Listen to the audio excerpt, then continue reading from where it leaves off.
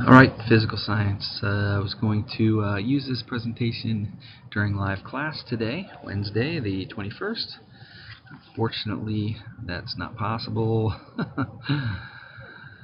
because it wouldn't load in Collaborate. So I'm going to do a mix and add this to the lesson and publish the lesson that's been there all week waiting for the recording. And you'll be able to work on this over the holidays. So we're going to do a mini race car lab. Now, I know that you may not have a mini race car to use in this lab, so feel free to be creative in ways that you can do this lab. Basically, we just need something that rolls and that we can track how much time it takes to roll a certain distance. So that could be a marble, it could be a ball, it could be a matchbox car if you have one. That's what is ideally suited for this lab is the matchbox car, but if you have something else, that's okay. So let's talk about a few things first. And in fact, let's do a quick review. So acceleration, we should know, is any change in velocity. So that begs the question, what is velocity? Well, we learned about velocity before acceleration, and we learned that velocity is essentially speed with a direction. So velocity is speed, but you have to include the direction. So acceleration is a change in a velocity. Okay, so essentially it's a change in speed and or direction. So if you increase speed, or the velocity in this case, or decrease the velocity, or simply change the direction, that would give you an acceleration. So some examples of acceleration are the moon orbiting the Earth, because it's constantly turning, right? It's rotating around the Earth. It's not flying in a straight line. So it's an example of acceleration. Even though it's going at the same speed, its direction is constantly changing. So that means that it's accelerating, not simply having a speed. A skater, an ice skater, spinning in place would be an example of acceleration because they're changing direction. They're going around and around and around. The Earth orbiting the Sun, just like the Moon orbiting the Earth, is also an example of acceleration. A car that's decreasing speed in order to stop at the stop sign would be another example of acceleration. And a person going from walking to running would be an example of acceleration because they're changing speed. Going from running to walking would also be a change in speed, so that would also be acceleration, as would be sledding down a snowy hill. How appropriate that today is the first day of winter, and that's our example. So hopefully we'll have some snow soon enough to be able to go sledding down here in the southeast corner of Pennsylvania. So I mentioned that we're going to be doing a lab. The title kind of alludes to that as well, the title of this presentation. So here are the materials that you need. You need something to make a ramp with. It doesn't necessarily have to be plastic. It could be a clipboard. It could be a cutting board that your mom would let you use, perhaps from the kitchen. It could be a board out back by the woodshed if you have a woodshed. You have a piece of board that's a couple feet long or something. That would work great. But be creative. Find something that you can use as a ramp. Or maybe you have a car racetrack, a toy from when you were younger. You could use that too. You need a race car, a toy car, something like a matchbox car or a Hot Wheels car, or something like that. Or if you don't have any of those kind of items, you can simply use a marble or really anything that can roll and travel down your ramp, whatever you make your ramp out of. You'll also need a rubber band and some metal washers. You could use quarters as well. They're pretty heavy, or 50-cent pieces. The rubber bands are going to be used to attach those metal washers to the car to see if changing the mass of the object changes its acceleration rate. You also are going to want a stopwatch, which most smartphones have a stopwatch feature built into the clock. So if you open the clock app and rummage around in there, you should find a feature for a stopwatch. And you're also going to need a calculator to do the calculations at the end. Alright, get ready, get set, let's go. Alright, so your variables in this lab, I'm actually giving them to you. I should have probably had you do it yourself. But anyway, the independent variable is the number of washers, or the mass of the car, and the dependent variable is the speed of the car. So, the first thing you're going to do is use your stopwatch to test how much time it takes the car to travel down the ramp. You're going to do this 3 times. Each time you're going to add a metal washer or a quarter, if that's what you're going to use, tie it to the car, and then time the car's speed down the ramp again. So it has to be the same distance every time, so your distance shouldn't change. So make sure you measure your ramp, make sure you always start the car from the same place on the ramp, and you time it to the same point on the ramp, hopefully at the bottom, to get an accurate time. But the distance has to remain the same for all 3 trials. The third time you're going to add 2 more metal washers or 2 more quarters, and that way your car will have, or whatever you're rolling down the ramp. So marble might not work very good for the weighted part. Yeah, it wouldn't work good at all. So you really do need something that can hold the quarters or the washers. But yeah, the last time you're going to use 3 quarters or 3 washers, roll them down the ramp, and you're going to keep track of the times. Then you're going to use an average of the times for each version of the car to calculate speed and acceleration. So how can we calculate the acceleration of an object? Just by measuring how long it takes to travel a known distance. So you know your distance because it's the same for everyone, and then you're going to time it. So how can we use that information to calculate the acceleration? That's a question for you. Alright, so here is from your data table, or from your worksheet, you have this data table.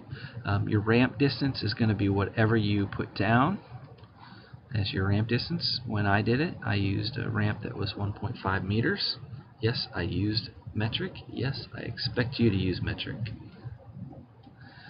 Alright, so number of washers or quarters. So the first time I did it 3 times with no washers. I did it 3 times with 1 washer or quarter, and then I did it 3 times with 3 washers on the car to come up with my average time. Okay, my distance was always 1.5 meters. Then I calculated my average speed and calculated my average meters per second, or acceleration. Okay, so in order to calculate your average speed, let's say my time was 1.5 and 1.7 and 1.5. So I would add these up and then divide them by 3. So take out my handy dandy smartphone, because I have a calculator on there. Calculator, and I'm going to do 1.5. Well, I know that's a 3, so 3 plus 1.7 is 4.7. We'll divide that by 3 because we have 3 times in there. 1.56, so 1.6. It's my average speed for my first, car with no washers or quarters on it. And I'm going to do the same for when I have 1 washer or 1 quarter on my car, and then 3. I'm going to add that up over here. So average time was 1.6. I'm sorry, I did this wrong. That means I gotta erase all that. 1.5.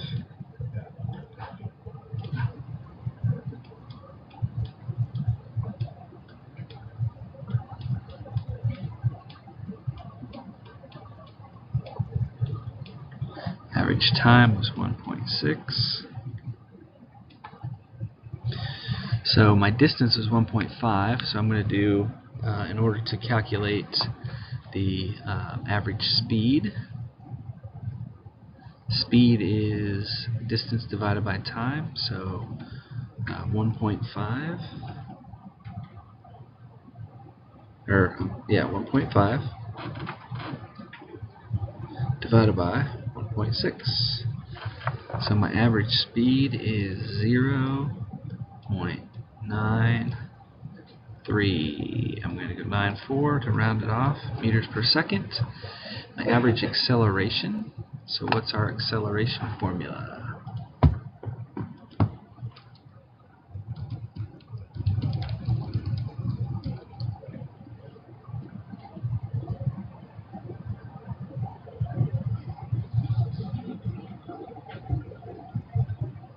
So remember it's change in velocity. So we need velocity of each of these times.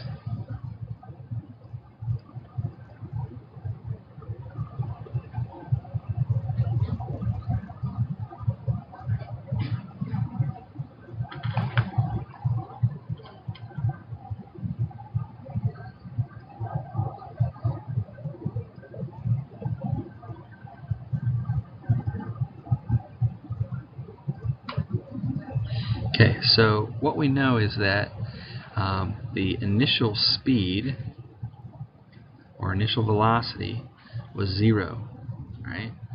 Our final velocity is 0.94. So we want to take 9.4 minus 0, which gives us 0.94. And we need to divide that by the time.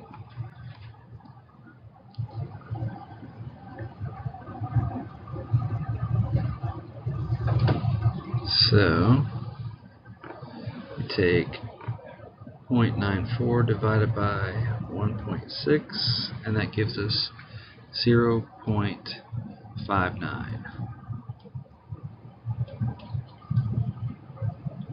That's our average acceleration. Okay. So each of our trials timed with the stopwatch here. Then we figure out our average time by adding them together and dividing by 3.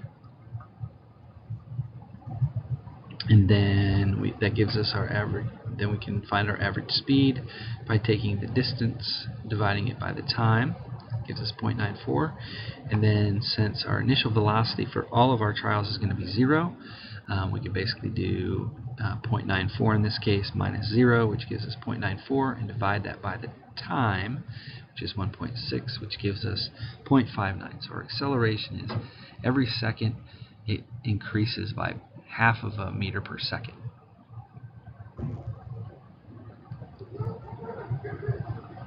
Okay, so you'll do that with the other trials too. So that's how you fill out this table. And the question we're trying to answer is, how does increasing mass affect the speed of an object? So you're going to explain your answer using the data from your experiment. And then you're going to predict how quickly the car, sorry, that's a typo there.